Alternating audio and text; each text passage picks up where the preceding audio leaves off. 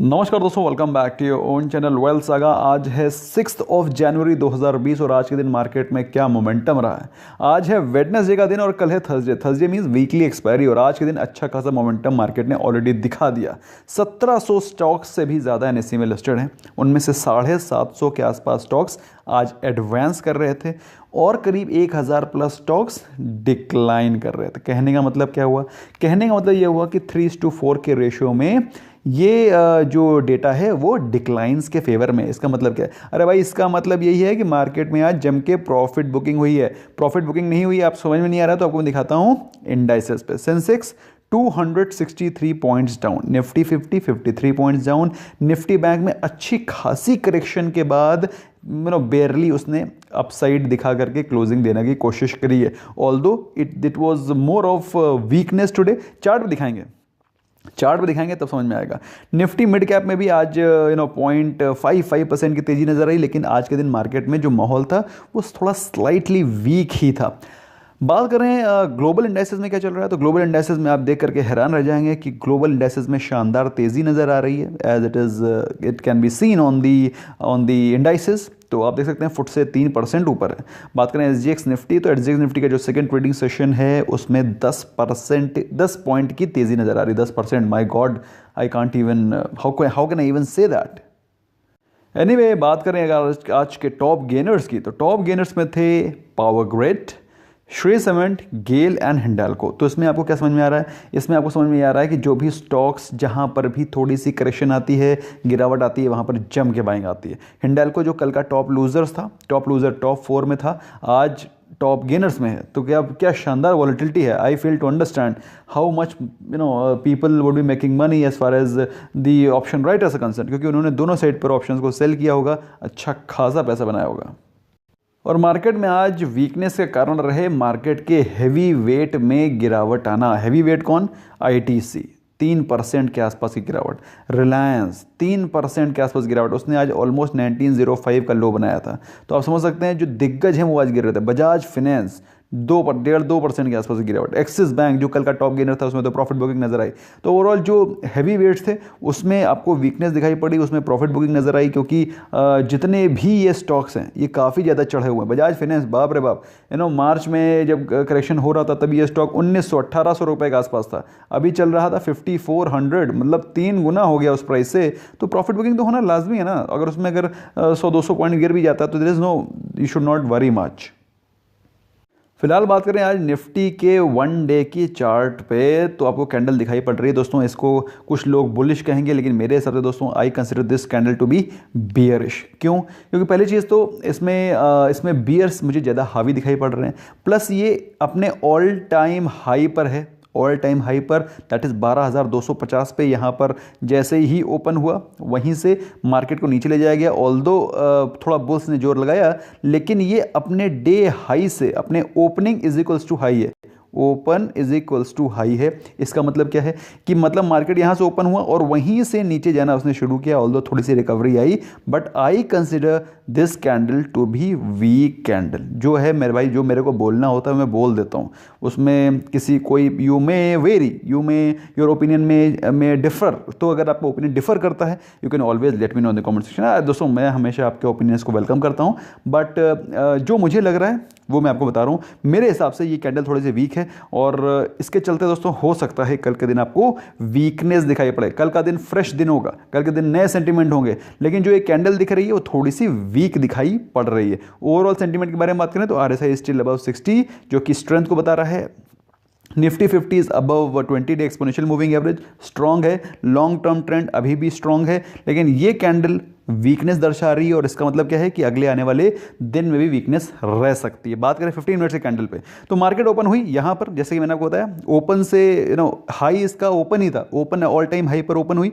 All time high पर open होने के बाद उसमें करेक्शन और उसके बाद आप देख सकते हैं डिप मारा और वहाँ से थोड़ी सी प्रॉफिट थोड़ा सा रिकवरी है। रिकवरी क्या, यहाँ पर बाइंग ऑन डिप्स की स्ट्रैटेजी को लेकर के कुछ लोगों ने यहाँ पर बाइंग करी। तो बाइंग कहाँ पर हुई? 14,050 लेवल, ये भी चीज़ दोस्तों ऑब्जर्व करना ज़रूरी है। बाइंग हैज़ इमर्ज एट 14,050, तो 14,050 इज़ अ स्ट्रॉन्ग सपोर्ट। जैसा कि मैंने आज सुबह भी आपको बताया था, आपने अगर वीकली मॉर्निंग का व्यू नहीं देखते हैं, मॉर्निंग अपडेट नहीं देखते हैं, तो फिर आप काफ़ी चीज़ें मिस कर जाते हैं। फिलहाल अगर आप 15 मिनट की कैंडल देखेंगे तो आपको दिखाई पड़ेगा कि मामला थोड़ा सा वीक दिखाई पड़ रहा है, और वीक है, इसीलिए मैं आपको बता भी रहा हूँ। अगर बात करें निफ्टी बैंक की, तो निफ्टी बैंक उतना वीक नहीं था, लेकिन निफ्टी बैंक भी वीक ही था, लेकिन नॉट दैट वीक, क्योंकि निफ्टी में वीकनेस के कारण मैंने आपको बताया हैवी वेट्स में कमजोरी। हैवी वेट्स मतलब आईटीसी, रिलायंस, बजाज फाइनेंस, ये सब बड़े बड़े दिग्गज आज बेचारे गिर रहे थे। एनीवे, निफ्टी बैंक में आप देखेंगे तो मार्केट में थोड़ा सा पॉजिटिव मोमेंटम के बाद उसके बाद नीचे करेक्शन है, और एज लो एज कितना गिरा था आज, 31,600 के नीचे चला गई थी, 31,600 के आसपास चली गई थी मार्केट, और वहाँ से फिर एक बाउंस बैक आया, और उसके बाद ऑलमोस्ट जो लास्ट में 15 मिनट्स, आधे घंटे की बात करें, उसमें भी वीकनेस नजर आई। तो ओवरऑल जो डेली कैंडल पे आपको दिखाई पड़ रहा है, this is the daily candle, और डेली कैंडल पे आपको दिखाई पड़ रहा है कि ये इनडिसाइसिवनेस शो कर रहा है। इनडिसाइसिवनेस का मतलब क्या है, market is all time high, market all time high पे, ऑल्दो निफ्टी बैंक अभी ऑल टाइम हाई पे नहीं है, but still it is showing कि यहाँ से थोड़ी सी वीकनेस आ सकती है। सो मेरा मानना ये है, अगर आपने कुछ ट्रेड्स ले रखे हैं, एटलीस्ट बुलिश ट्रेड ले रखे हैं, दोस्तों मैं फिर से बोल रहा हूँ, बुलिश ट्रेड्स ले रखे हैं तो कम से कम प्रॉफिट को बुक कर सकते हैं। ट्रेड, इन्वेस्टमेंट की बात नहीं कर रहा हूँ, ट्रेड की बात कर रहा हूँ, और बुलिश ट्रेड्स की बात कर रहा हूँ, क्योंकि यहाँ पर मुझे लग रहा है कि हो सकता है कल भी वीकनेस रहे, हो सकता है, कोई गारंटी किसी चीज़ की नहीं है, लेकिन ऐसा सिग्नल दिखाई पड़ रहा है, तो मैं आपके साथ शेयर कर रहा हूँ। तो दोस्तों लॉन्ग टर्म ट्रेंड अभी भी पॉजिटिव है, बने रहें। जब भी मार्केट में ऐसी कुछ हलचल मचेगी कि मार्केट में क्रैश आने वाला है, तो मैं आपको एज इट इज़ अपडेट करूंगा। मेरे हिसाब से यू मस्ट रिमेन इन्वेस्टेड, और बल्कि डिप्स पे अगर कोई अच्छी डिप आती है, वहाँ पर आपको स्टॉक्स को एक्यूमुलेट करना चाहिए। एनीवे, बात करें आज के गुड न्यूज़ के बारे में, तो दोस्तों आज के दिन आईजीएल एमजीएल अच्छा भाग रहे थे, और मैंने आपको न्यूज़ ये कल अपडेट करी थी, तो मैंने आज इसको सिर्फ डिट्टो पेस्ट कर दिया है फॉर योर इन्फॉर्मेशन। जिनको पता नहीं है उनके लिए लेकर के आ गया हूँ, या ये इससे मैं आपको ये प्रूव करना चाहता हूँ कि आपके लिए मॉर्निंग अपडेट और इवनिंग अपडेट देखना कितना इंपॉर्टेंट है। एनीवे, बात करें आईडीएफसी फर्स्ट बैंक की, तो आईडीएफसी फर्स्ट बैंक के Q3 अपडेट्स बहुत ही शानदार आए हैं। डिपॉजिट्स 41% बढ़े हैं। Q3 के एवरेज कासा रेशियोज अप 44.6%, जो कि पिछले साल था 20.9%। तो आप समझ सकते हैं अच्छा काम चल रहा है, मेहनत कर रहे हैं बैंक में, बैंक के कर्मचारी मेहनत कर रहे हैं, वो साफ साफ दिखाई पड़ रहा है। अच्छा, आज भारतीय एयरटेल में तेजी नजर आई। भारतीय एयरटेल की तेजी नजर आने का कारण क्या था, उन्होंने सुप्रीम कोर्ट का दरवाजा खटखटाया, और उन्होंने कहा है जो एजीआर ड्यूज की कैलकुलेशन है वो कुछ गड़बड़ है, उनको समझ में नहीं आ रही है, उसमें रिजर्वेशन है। उनके रिजर्वेशन ये हैं कि भाई ये जो भी एजीआर ड्यूज का कैलकुलेशन है उनको मिस कैलकुलेट किया गया है, मतलब उनके हिसाब से कैलकुलेशन नहीं किया गया है, तो those AGR dues are not right. तो उसके चलते हो सकता है सेंटीमेंट, भाई देखो मार्केट में सिर्फ सेंटीमेंट ही स्टॉक प्राइस को दौड़ाता है, तो अगर ये बात एयरटेल के फेवर में आ जाती है, तो हो सकता है उनको कम ड्यूज़ पे करने पड़ेंगे, और अगर वो ड्यूज़ कम पे करने पड़ेंगे तो किसके लिए फ़ायदेमंद है, वो कंपनी के लिए फ़ायदेमंद है। कंपनी के पास कुछ कैश रिजर्व बचेगा, और अगर कैश रिजर्व कंपनी के पास बचेगा तो किसके लिए फ़ायदेमंद है, ऑफकोर्स शेयर होल्डर के लिए फ़ायदेमंद है। इसीलिए आज भारतीय एयरटेल पॉजिटिव रहा।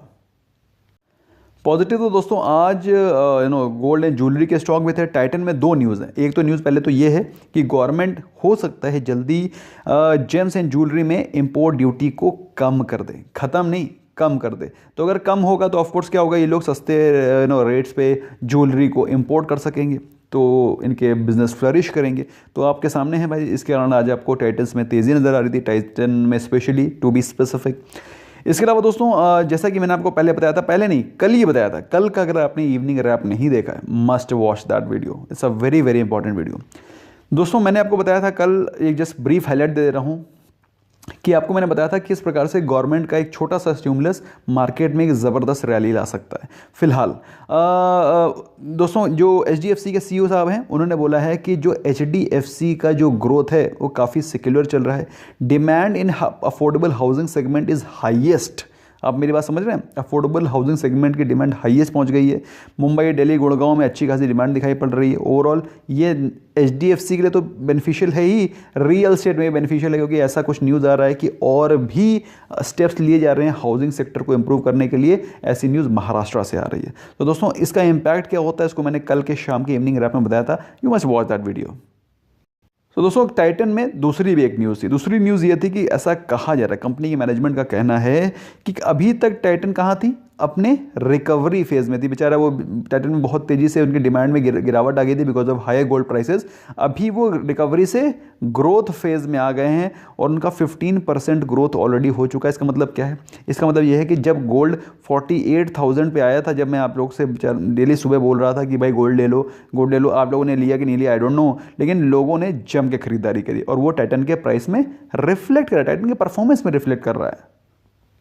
बात करें दोस्तों नेगेटिव न्यूज़ की, तो कोई खास नेगेटिव न्यूज़ है नहीं other than the news from US, जहाँ की एक्सपेक्टेशन ये थी और वही थोड़ा थोड़ा जो हम लोगों ने एक्सपेक्टेशन रखी थी, जो कन्फ्यूजन था मार्केट में, वो थोड़ा थोड़ा प्रूव होता दिखाई पड़ रहा है। फिलहाल क्या है न्यूज़ समझ लो। Democrats look set to take control of Senate with a projected win in Georgia, run off elections, Indian markets extend losses. तो कहने का मतलब क्या है कि ये जो सिनेरियो है रिपब्लिकन्स एंड डेमोक्रेट्स के बीच का, ये इशू चलता रहेगा। ज़्यादा पढ़ना है गूगल पे सर्च करिए, इसके बारे में ज़्यादा जानकारी मैं नहीं दे पाऊंगा यहाँ पर, but overall this confusion will carry on because this ये कन्फ्यूजन चलता रहेगा, इसमें कन्फ्यूजन ही है। तो ओवरऑल इसके चलते मार्केट में कुछ ब्लिप्स आएंगे, डिप्स आएंगे, तो जो भी डिप्स आएंगे उसका बेनिफिट उठाना है। इस पर ज़्यादा रिसर्च और ज़्यादा गहरी खुदाई भी नहीं करनी है हमारी तरफ से। अगर ट्रम्प साहब वापस आ जाएं या बिडेन साहब वापस आ जाएं या फिर कोई भी आ जाए, कोई फर्क नहीं पड़ता है। It doesn't matter much. Okay, what matters to us is हमारी इंडियन इकोनॉमी में क्या चल रहा है, that is more important for us. और हमारी इकोनॉमी में चल रहा है ये निफ्टी ऑल टाइम हाई को आज उसने टच किया है। इसका मतलब क्या है कि हमारी इकोनॉमी में जनरली इन ब्रॉड सेंस सारी चीज़ें फिट चल रही हैं, broadly things are going fine. That is the reason why ऐसी न्यूज़ भी थी आज मार्केट में कि FIIs का हाईएस्ट अमाउंट ऑफ जो इन्फ्लक्स है मनी का वो इंडिया में आया। मेरी बात समझ में आ रही है आप लोग को? इसका मतलब क्या है? इसका मतलब यह है कि people are looking forward to India's growth story. मेरे हिसाब से आप निवेशित रहें, कोई भी गिरावट आती है उसमें इन्वेस्ट ही करें। कृपया करके 6,000 का 4,000 का वेट ना करें। जब भी कोई डिप आता है स्टॉक्स को एक्यूमुलेट करें। आपके लिए दोस्तों, जिन लोगों ने रैली मिस कर दी है, नीचे के लेवल्स का वेट करने के लिए कोई गलती नहीं है। होता है, सेंटिमेंट्स में आप बह गए होंगे कि मार्केट नीचे गिरेगी तब लेंगे। उनके लिए मैंने एक SIP क्रिएट करी हुई है, अगर आप चाहें तो उसमें इन्वेस्ट कर सकते हैं। सिर्फ आपको बाय बटन दबाना है। Stocks are very well curated, best हैं। और in case if you want to buy then you can, link मैंने डिस्क्रिप्शन में डाल रखा है, and the pin comment you can take action accordingly. So दोस्तों that's all from my side friends, thank you so much for giving your precious time. I hope you learn something new. Bye bye for now.